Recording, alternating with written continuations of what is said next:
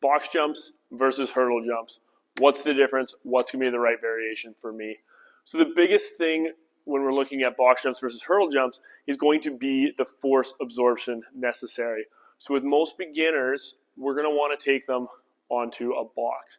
And the reason for that is you're still trying to produce the same amount of force off the ground, but when you're landing from the peak of your height to your landing surface, it's going to be smaller than doing it over a hurdle.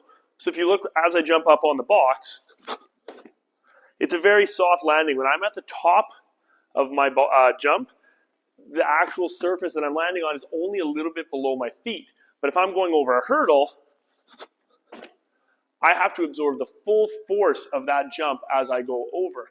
So for a beginner, if we're just trying to teach good landing mechanics, we're trying to be a little bit softer on their joints, a box jump's actually going to be a great place to start to teach that good takeoff and give people the confidence to land where they're not going to put a ton of stress on their joints.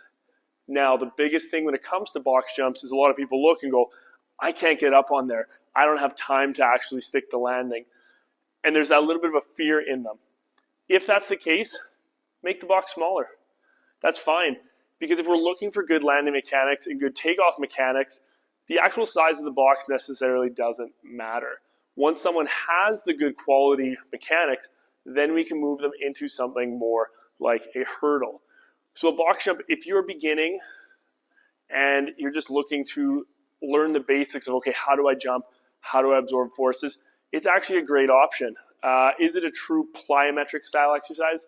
No, but if we're looking at the qualities that we're looking for in our training program, most people are going to be beginners, just looking to be safe, just looking to learn how to produce more force. It's going to be a great option.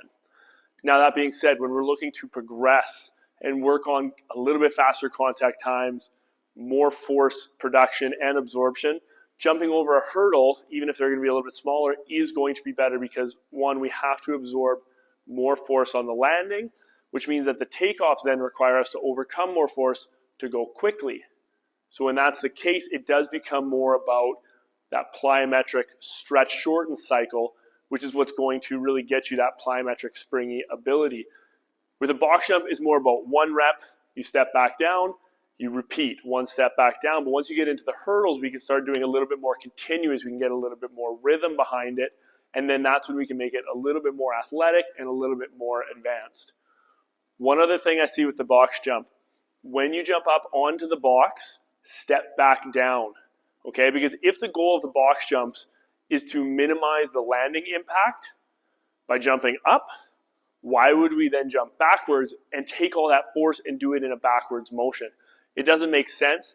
When we get up on that box, we want to make sure we're stepping back down rather than jumping backwards, or else we might as well just be jumping over the hurdle because the force coming down that we're going to absorb is what we're trying to minimize by going up on the box.